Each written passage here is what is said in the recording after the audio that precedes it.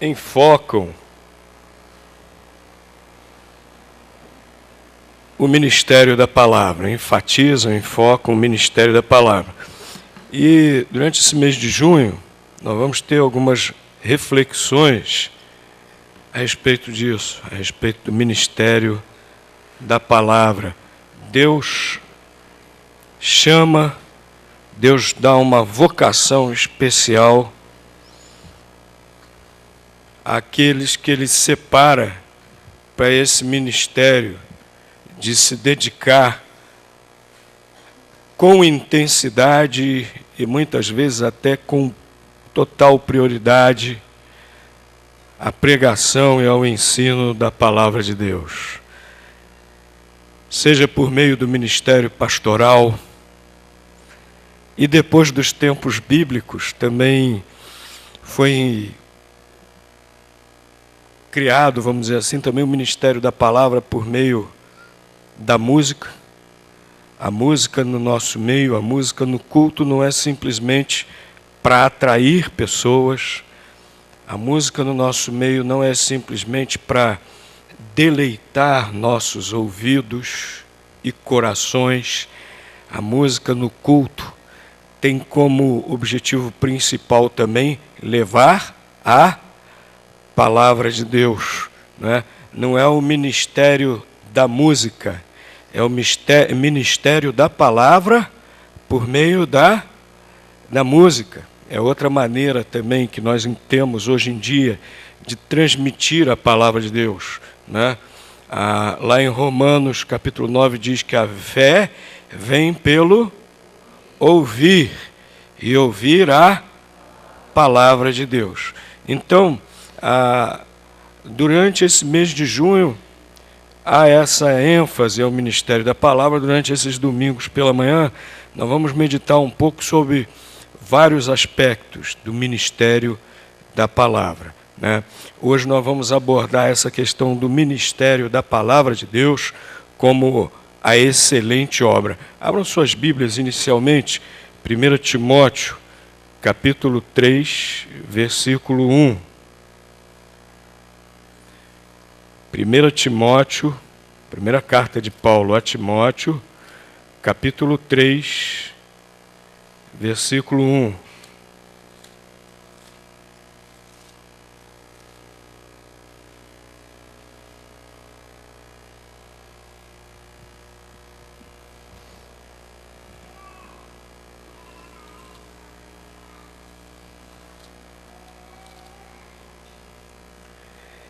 Esta é uma palavra fiel. Se alguém deseja o episcopado, excelente obra deseja. Se alguém deseja, se alguém aspira o episcopado, excelente obra deseja.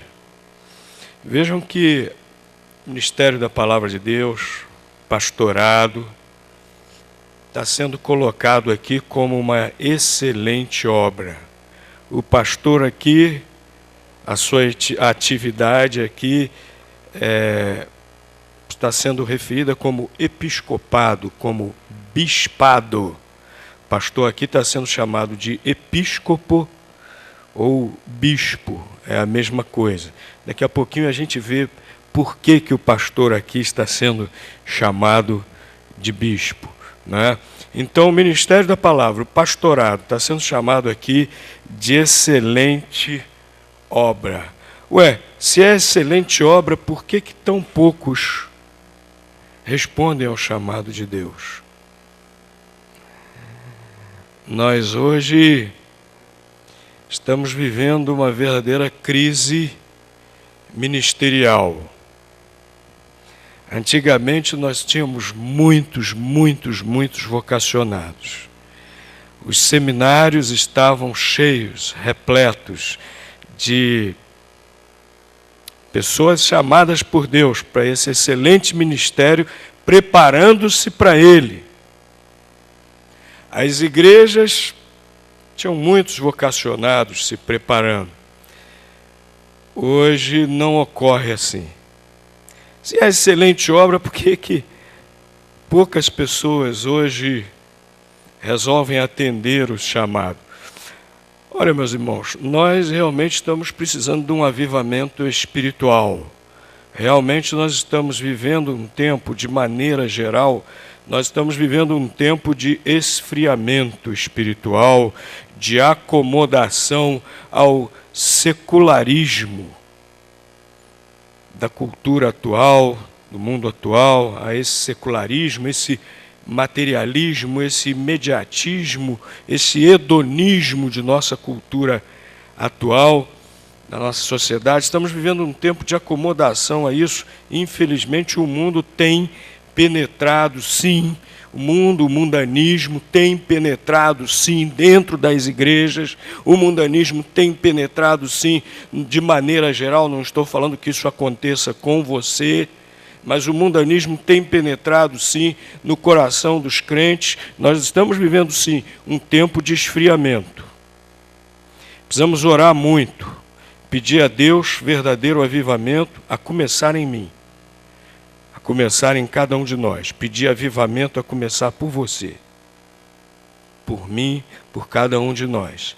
É um dos motivos pelos quais nós temos visto poucos vocacionados atendendo realmente o chamado de Deus para essa excelente obra. Agora, o outro motivo também é que, do ponto de vista puramente humano, racional, dedicar-se ao ministério não é bom negócio.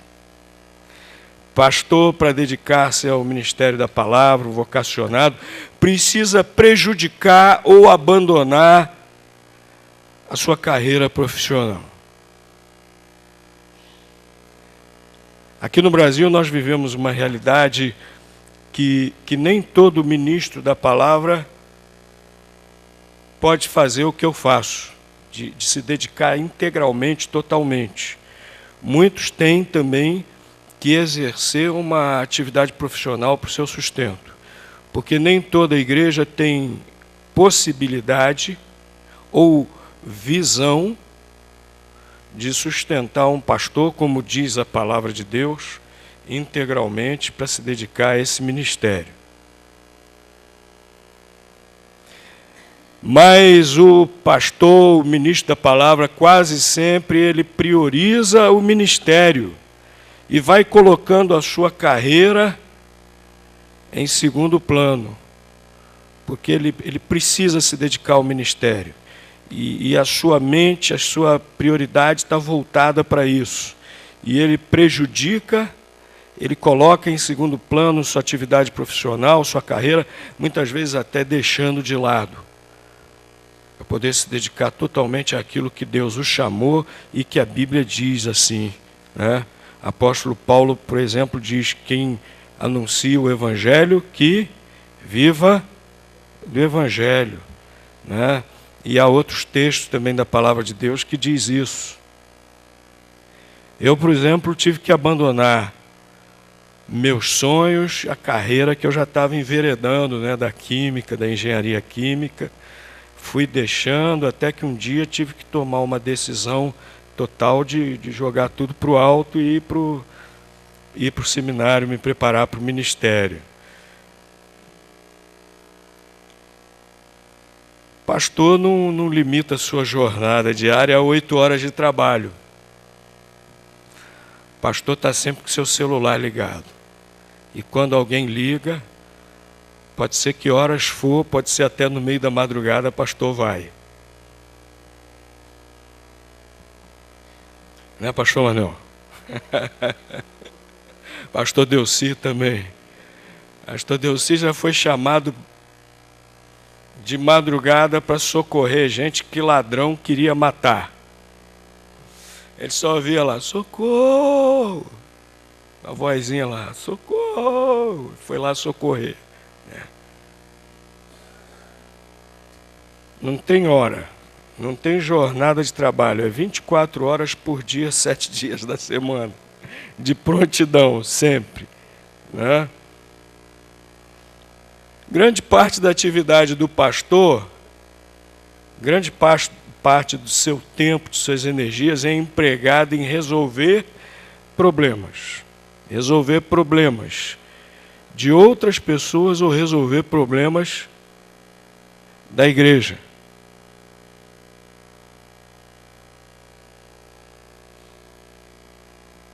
Isso é desgastante, não é? Ficar resolvendo problema, resolvendo problema, resolvendo problema.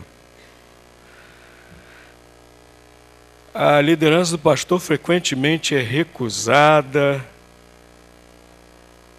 A liderança do pastor muitas vezes é até obstaculada. É muito frequente nas igrejas aparecer alguém que se julga mais sabido, mais preparado. Não é que o pastor seja perfeito nem dono da verdade, mas ele foi vocacionado por Deus para isso.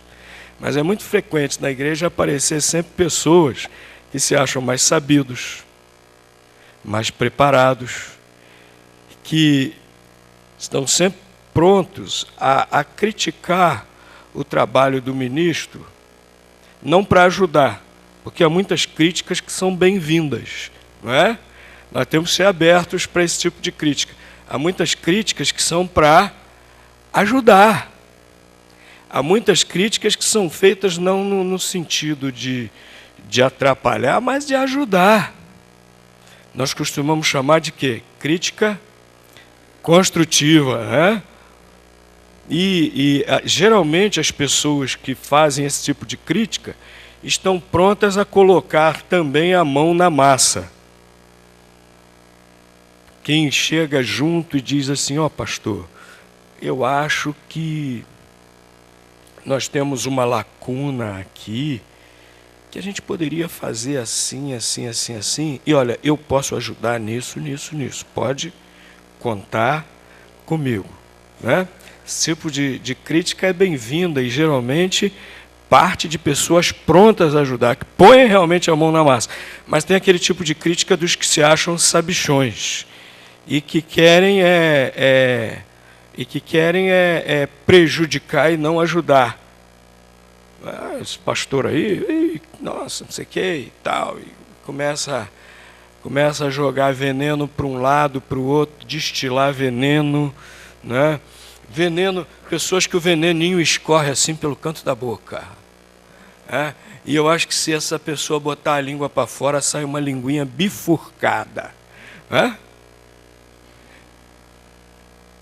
É frequente aparecer esse tipo de gente na igreja e muitas vezes o pastor se torna o alvo preferido, né, de seus comentários maldosos, né? E também, olha, existem outras atividades muito mais rentáveis financeiramente do que se dedicar ao ministério. Como eu estava falando, geralmente pastor abandona ou prejudica alguma carreira e muitas vezes alguma carreira rentável. Eu tenho um amigo, se formou em engenharia química um pouco antes do que eu deveria me formar se tivesse continuado fazendo o curso. E ele está para se aposentar agora, fez carreira na Petrobras, está para se aposentar, não, acho que ele já se aposenta no fim desse ano, já se aposentou. E ele me falou que iria se aposentar ganhando X, falou quanto estava ganhando atualmente e quanto ele ia ganhar ao se aposentar. Eu falei, poxa, não fica nem perto da aposentadoria do INSS. Que maravilha, eu falei para ele, que maravilha. E o que ele ganha, mesmo um salário que ganha de um pastor que receba muito bem, e não estou me queixando aqui da igreja não, de maneira alguma. Essa igreja tem tido sempre visão no sustento do pastor, né? Mas o que ele ganha, o salário de um pastor bem remunerado não chega nem perto. Então quem se dedica ao ministério da palavra também, não pode ser alguém pensando em fazer uma carreira e ganhar muito e enriquecer. O ministério da palavra não é para enriquecer financeiramente, não é para fazer fortuna. Se alguém tem esse desejo de ganhar muito dinheiro, de enriquecer, de exercer uma atividade profissional que seja muito rentável, vá procurar outra coisa para fazer. Vá procurar outra coisa. O ministério da palavra não enriquece ninguém financeiramente. Financeiramente, não. Eu lembro que meu primeiro carro era um Volkswagen muito bonitinho, branquinho, muito lindo, mas que vivia enguiçando. Por fora era muito bonitinho, mas a mecânica dele estava toda estragada, né? Eu nunca vi Fusca assim. Fusca sempre é guerreiro, né? Mas o meu, tadinho, vivia... Aí o pessoal lá na igreja apelidou ele de sepulcro caiado. Que por fora branquinho, bonitinho, mas por dentro a mecânica motor podre. Aí um membro da igreja, um jovem que havia se convertido mais ou menos um ano, o pai dele estava falando para ele, você está lá enriquecendo o pastor. Aí ele virou para o pai e falou assim, você acha isso? Então vamos comigo lá ajudar a empurrar o carro do pastor para pegar. Graças a Deus, hoje é um pouco melhor, né? Aí vocês vão dizer assim, pastor, mas o Niva aí, ninguém comprou ainda, né? Mas vai comprar, né? Vai comprar, vai andar, vai comprar, e ele já está prometido lá para Lumiar, para Itamonte, desculpa, para Itamonte, né? Já está prometido para lá. Mas, meus irmãos, quem quer ganhar muito dinheiro, vá fazer qualquer outra coisa. Vá se dedicar a construir e vender casas, vá se dedicar a negociar com automóveis, vá se dedicar a aplicar no mercado de capitais, sei lá. Vá se dedicar a qualquer outra atividade que realmente ganhe dinheiro. Né? Opa,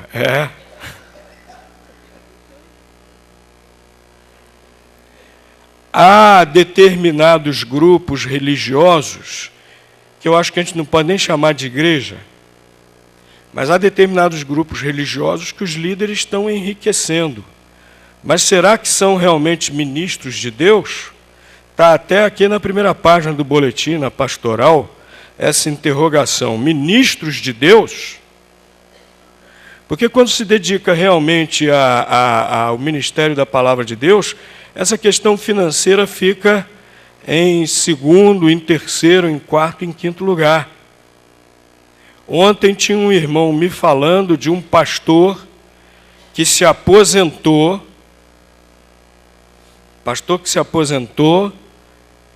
que está ficando cego, descobriu que tem um tumor na cabeça e não tem nem casa própria para morar. Isso é comum. Isso muitas vezes acontece.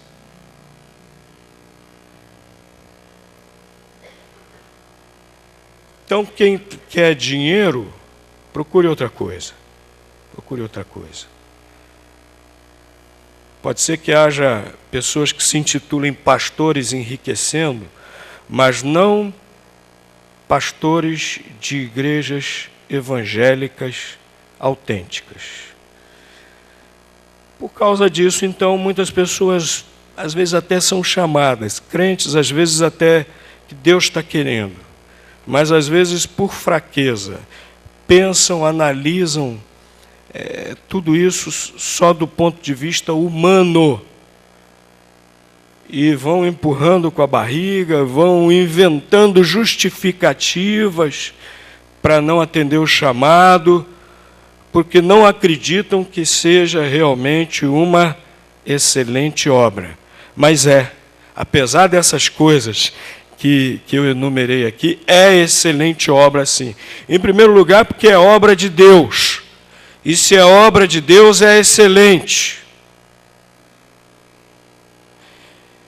Quem deseja o episcopado, excelente obra deseja, porque não vai ser a obra do pastor, vai ser a obra de Deus, se a obra de Deus é excelente. Em segundo lugar, porque obedecer esse chamado traz grande felicidade, traz grande realização pessoal.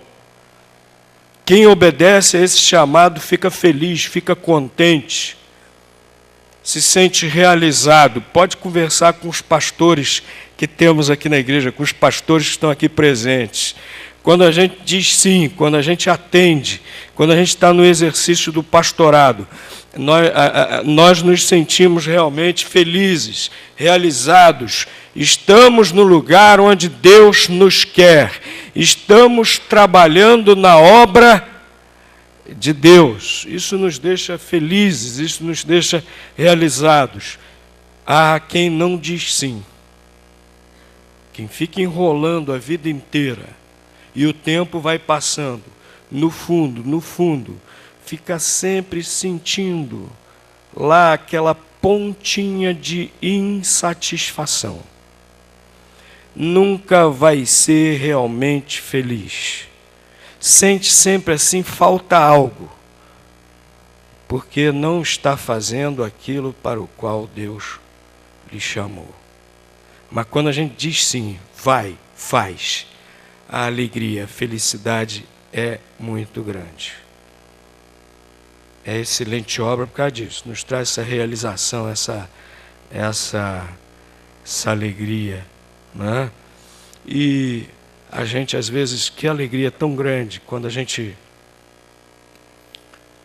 prega a palavra de Deus, alguém se converte e a gente vê aquela mudança de vida, né?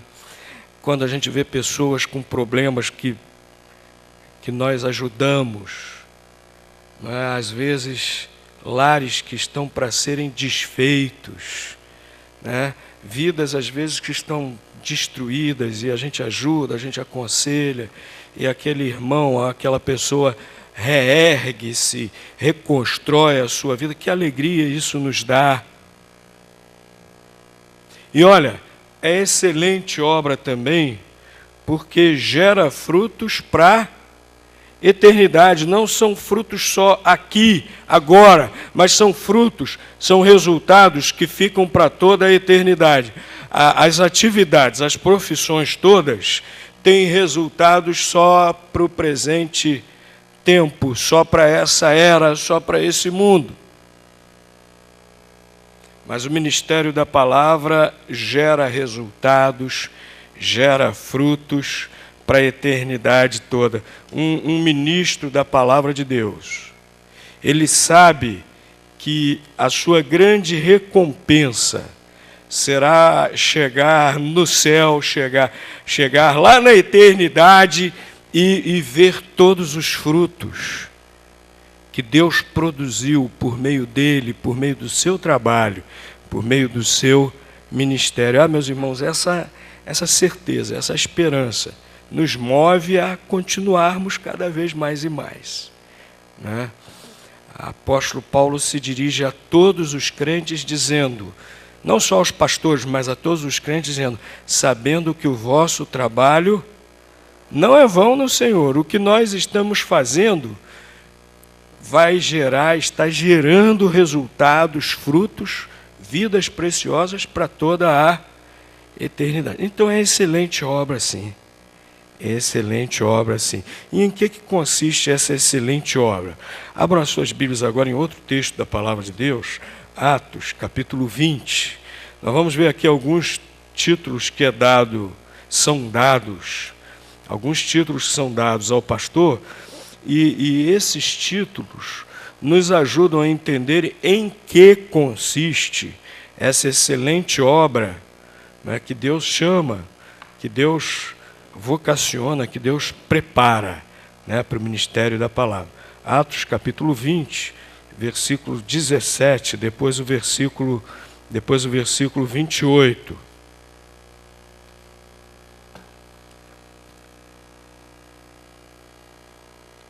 Atos 20, versículo 17. Depois a gente vai ao versículo 28. Diz assim: de Mileto mandou a Éfeso a chamar os anciãos ou presbíteros da igreja. Versículo 28. Olhai por vós e por todo o rebanho sobre o qual o Espírito Santo vos constituiu bispos para apacentardes a igreja de Deus, que ele resgatou com o seu próprio sangue. Apóstolo Paulo mandou chamar os pastores da igreja de Éfeso para se despedir deles e para dar as últimas orientações para os pastores de Éfeso. E veja como são chamados aqui os pastores da igreja de Éfeso. Versículo 17, eles são chamados de anciãos ou presbíteros. Lá no grego, a palavra que é usada é presbítero, que significa justamente, exatamente, ancião. Depois, são chamados de quê? Bispos.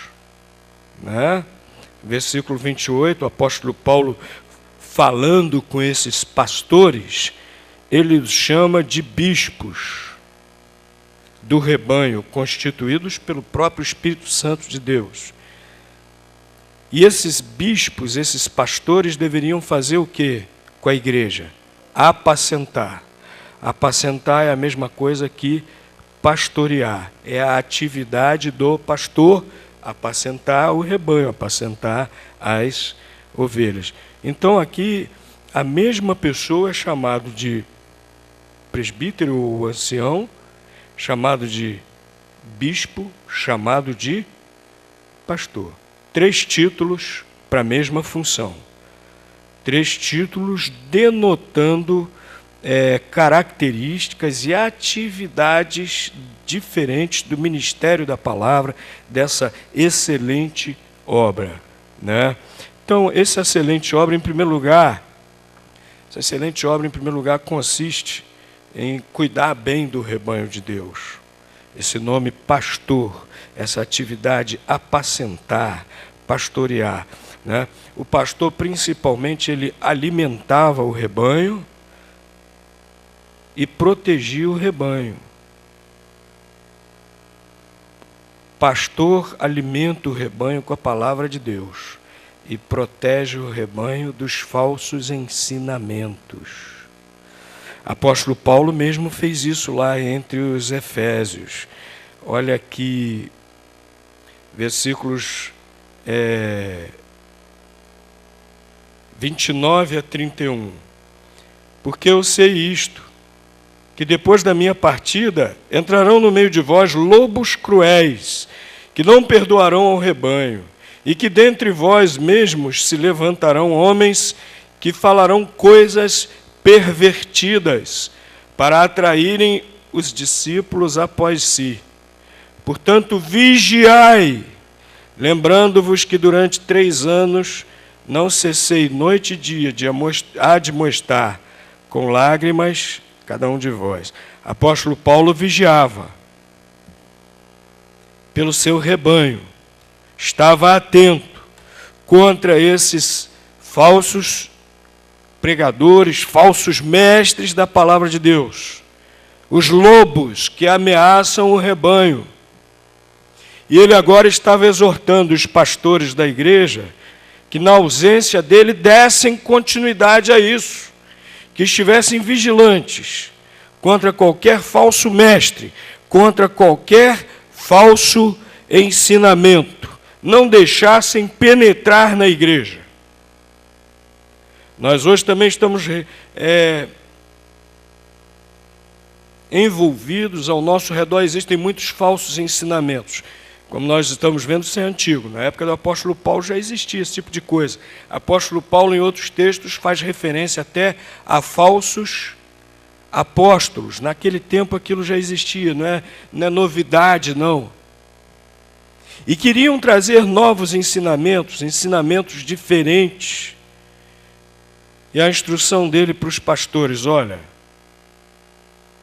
guardem o rebanho desse perigo, vigiem. Cuidado com esses lobos cruéis. Não deixem nada disso entrar na igreja. Não deem vez para essa turma que vem com aspecto de piedade, vem com aspecto de espiritualidade.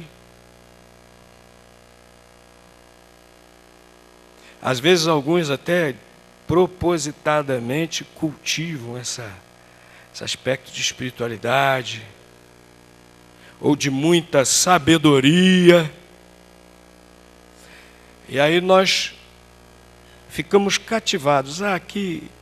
Puxa vida, que homem simpático, que homem carismático, como ele fala bem, como ele é culto.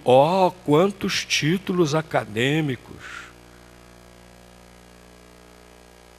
Nossa, ele fala coisas tão profundas, ele entende de tudo.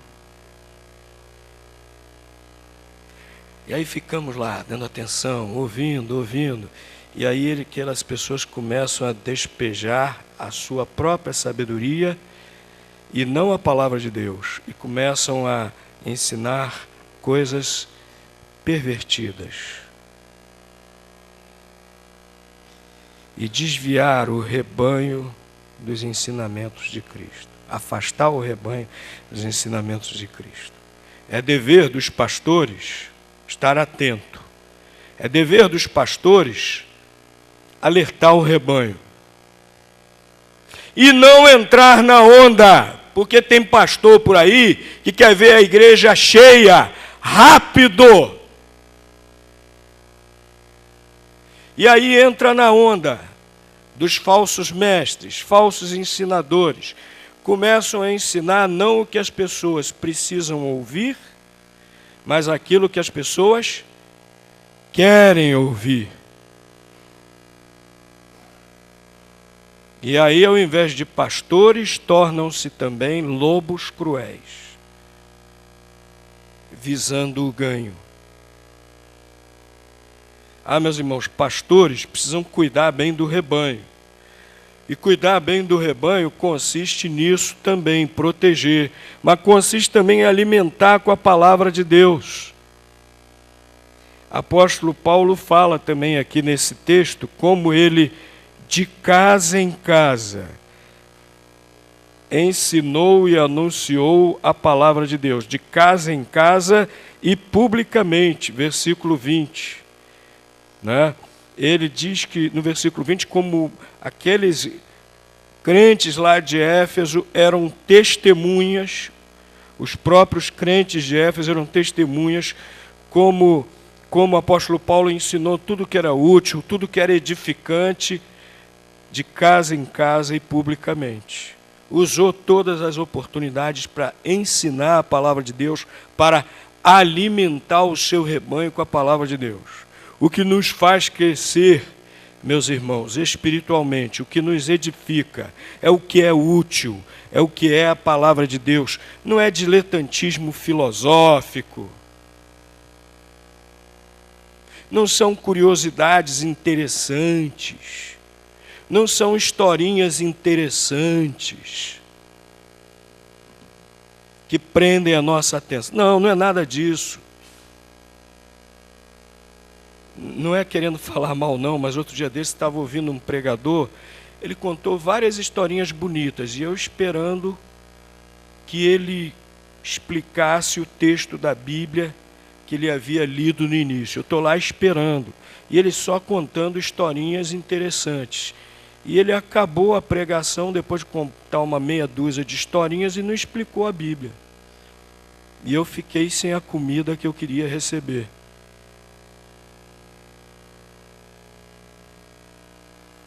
Apóstolo Paulo diz que anunciou e pregou o que era útil. O que é útil para o nosso crescimento espiritual é a palavra de Deus.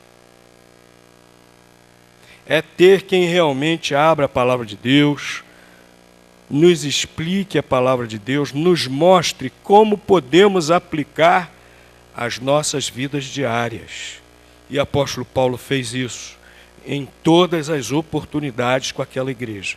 O pastor cuida bem do seu rebanho fazendo isso também, é alimentando com a palavra de Deus.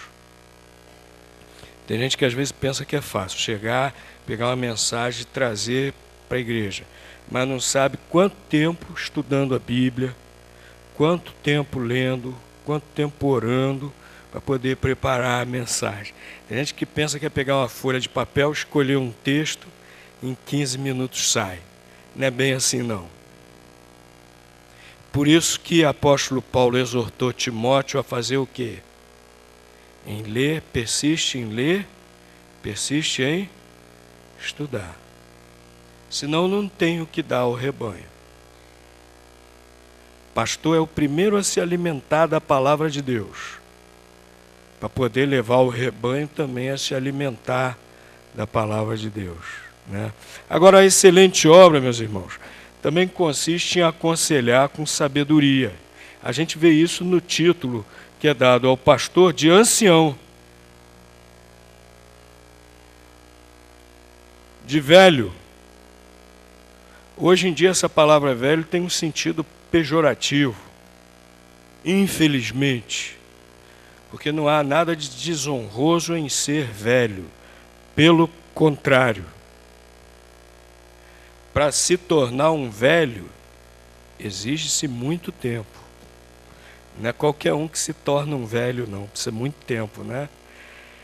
E entre os orientais, lá nos tempos bíblicos, velho, ancião, era sinônimo de quê? Sabedoria. Experiência que trazia sabedoria. Nem todo velho é sábio, né? Há exceções à regra. Tem gente que pode viver 100, 120 anos e nunca vai ser sábio. Mas a regra geral é essa. Quanto mais se vive, mais experiência. Quanto mais experiência, mais sabedoria. Ainda mais se for à luz da palavra de Deus, né? Então, o ancião era sinônimo de sábio. As cidades de Israel tinham o conselho de anciãos. As sinagogas tinham o seu conselho de anciãos.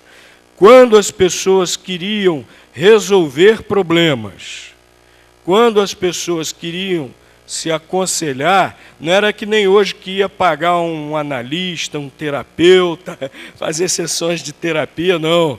As pessoas iam procurar os anciãos. Então, esse título para o pastor denota que o pastor precisa se dedicar com sabedoria ao aconselhamento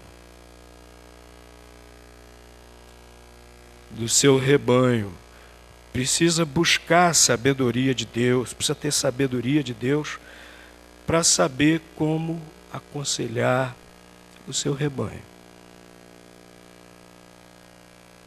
Buscar discernimento de Deus, até para entender quando foge da sua alçada, né? Às vezes tem gente que vem me procurar que eu digo assim: olha, você está procurando você está precisando de um médico, tal tipo de especialidade de médico. Olha, eu vou te ajudar no aspecto espiritual, até onde eu posso, mas você precisa também de um psicólogo. Às vezes é disso que a pessoa precisa, né? O pastor precisa ter essa sabedoria também de distinguir até onde ele pode ir e que tipo de ajuda a pessoa precisa. Mas muitas vezes as pessoas estão precisando de ajuda espiritual. Muitas vezes as pessoas estão precisando de ajuda da sabedoria de Deus, da sabedoria da palavra de Deus. Muitas vezes as pessoas estão envolvidas em cipoais de problemas, verdadeiros nós cegos, difíceis de desatar e precisando realmente da sabedoria de Deus. O pastor é aquele que precisa ter essa sabedoria de um ancião para poder aconselhar as suas ovelhas, o seu rebanho. Eu dou graças a Deus que eu tenho alguns pastores e uma pastora, né? A Delcinalva. Delcinalva seria a primeira pastora do Brasil. Não quis. Não quis porque achou que ia trazer problema para a igreja e para o pastor Delci. O pastor Delci falou lá para a igreja do Zumbi: estou precisando de um pastor auxiliar aqui. Aí a própria igreja falou assim: a Delcinalva. Só que a Delcinalva, isso foi em 1970 e qualquer coisa. Já pensou naquela época, uma pastora? Se hoje o negócio no meio dos batistas é meio complicado ainda. Imagina naquela época. Não é? Imagina naquela época. Ela falou, não, eu vou ajudar, mas não preciso do título, não. Eu não preciso do título para fazer o que eu faço, não preciso do título para ajudar. Tenho o dom, o mais importante é o dom para que é o título, né? Mas é uma pastora. Eu dou graças a Deus, porque tem uma pastora e vários pastores que eu posso, de vez em quando, procurar para trocar ideia. Procurar para ouvir conselho. Como é bom a gente poder ouvir palavras de sabedoria quando a gente precisa até de tomar determinadas decisões que são até muito importantes. Não é? Pastor, a excelente obra consiste nisso também, aconselhar com sabedoria. E finalizando, meus queridos, a excelente obra consiste também em liderar a igreja. Excelente obra consiste em liderar a igreja. Liderar sob direção do Espírito Santo de Deus. Liderar sob direção do Espírito Santo de Deus. Versículo 28, apóstolo Paulo, como já mencionei para os irmãos, chama os pastores de bispos que o Espírito Santo constituiu para apacentar o rebanho de Deus. O pastor é um bispo constituído pelo Espírito Santo de Deus. O que é bispo? Bispo era uma palavra muito usada naquele tempo. Bispo ou episcopo significa aquele que preside, aquele que governa, aquele que lidera. É uma palavra que não era usada só para os pastores, não. Era uma palavra que era usada para qualquer líder que estivesse nesse tipo de situação de liderança, de liderar, de administrar, né? De estar à frente de um grupo.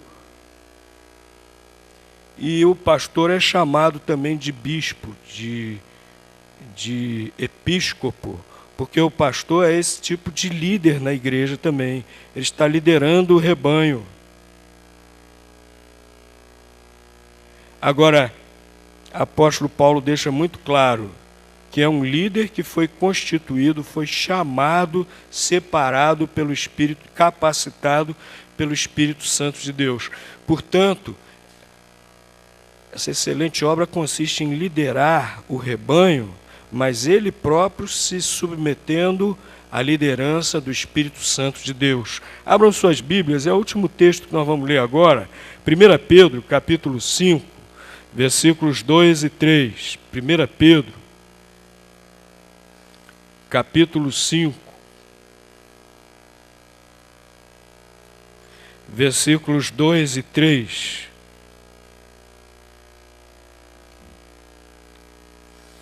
Apacentai o rebanho de Deus, que está entre vós, tendo cuidado dele, não por força, mas voluntariamente, nem por torpe ganância, mas de ânimo pronto, nem como tendo domínio sobre a herança de Deus, mas servindo de exemplo ao rebanho. Olha, a igreja, o rebanho, é herança, é propriedade de Deus, não é do pastor.